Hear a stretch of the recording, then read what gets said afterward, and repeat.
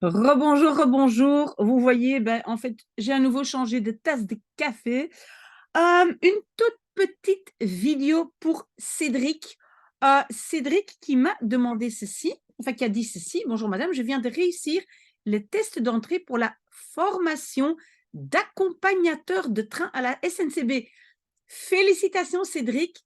Si jamais je vous vois dans un train, j'espère que vous me direz bonjour. Je voyage régulièrement en train. Donc voilà, c'est fantastique. Et après la formation spécifique, j'ai la possibilité de passer l'article 8 et 10. Et on est à nouveau dans le Sailor. Vous voyez, j'ai déjà fait plein de vidéos sur le Sailor. Probablement, je vais me répéter dans cette vidéo, mais elle est spécialement pour Cédric qui veut donc réussir l'article 8 et 10.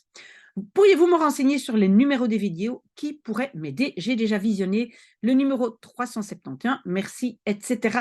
Merci, merci, Cédric. Je suis très, très contente au moins d'essayer de vous aider. Alors, première chose, c'est que si vous voulez me contacter par mail, voici mon adresse mail, maybe miss A can help you@gmail.com, mais vous pouvez aussi toujours le faire en dessous des vidéos.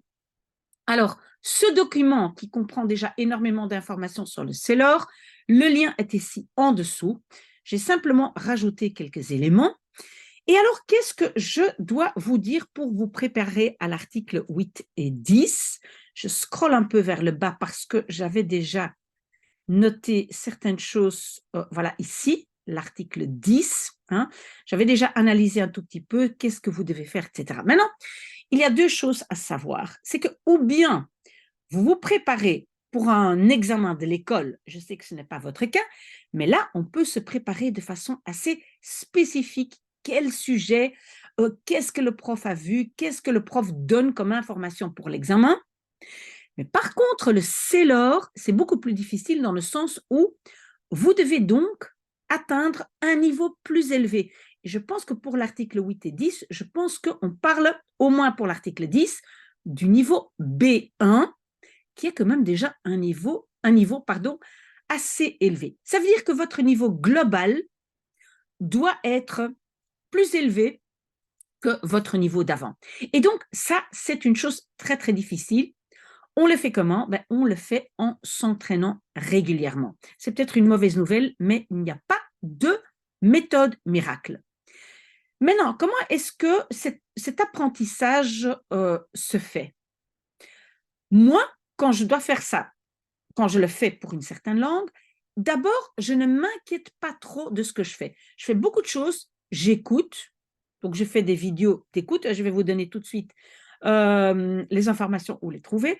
Donc j'écoute dans cette langue, je lis dans cette langue, je constitue ma liste de vocabulaire que j'étudie de temps en temps. Comme j'ai déjà dit avant, moi je le fais souvent en Quizlet, parce que là après on peut s'entraîner avec des petits jeux, mais je ne fais pas vraiment quelque chose de très spécifique. Sauf que les deux compétences que vous allez probablement devoir faire, c'est écouter et parler. Je pense que c'est le plus important si je me suis bien renseignée pour cet article 10. Donc, ça veut dire que si vous voulez comprendre à l'audition et parler, mais c'est très simple, vous devez écouter et vous devez parler. OK? Ceci dit, moi-même, même si je veux apprendre à parler, parfois je lis aussi des livres.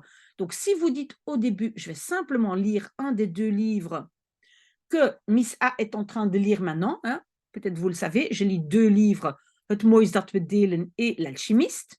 On peut simplement lire, noter du vocabulaire et essayer de l'étudier, de noter des morceaux de phrases, etc. OK. Ça, c'est pour, au début, s'entourer de la langue.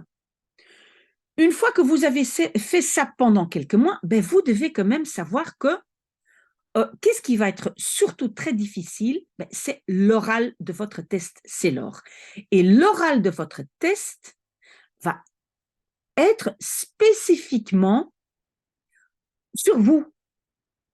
Donc, ça veut dire que, et je retourne ici, en fait, je le fais plus systématiquement. Donc, vous allez devoir écouter au passé, présent, futur.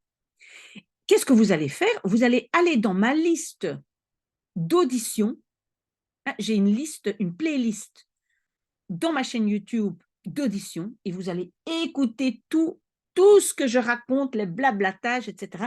Vous allez écouter.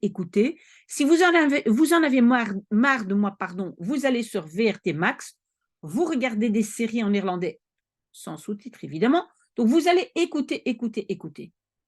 Pour commencer, vous pouvez faire les auditions, non pas addition, audition. Donc il y a une playlist audition. Vous faites toutes les vidéos où je vous parle. Ça, c'est un début.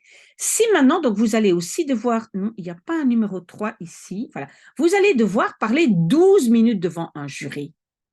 Et donc là, j'ai marqué ici les 4 éléments. Donc vous allez devoir parler des situations de voyage en Flandre, aux Pays-Bas. Vous allez devoir parler des sujets qui vous sont familiers. Ça peut être quoi? On peut vous demander, quel est votre intérêt pour le monde digital? Est-ce que vous êtes sur des applications et vous allez expliquer, ah oui, moi j'utilise Snapchat pour contacter mes amis, ah non, pour moi WhatsApp pour la famille, etc. Donc ça peut être n'importe quoi, mais des sujets familiers. Familier, ça veut dire des choses qui vous entourent.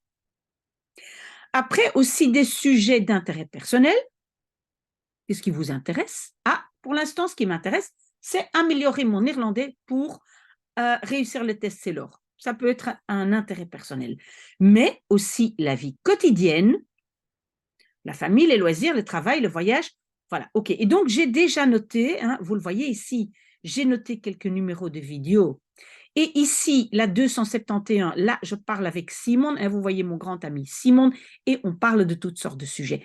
Mais Cédric, qu'est-ce que vous devez faire absolument? C'est écrire en français, hein, si vous ne savez pas le faire en néerlandais, écrire en français ce que vous raconteriez si on vous parlait des quatre sujets.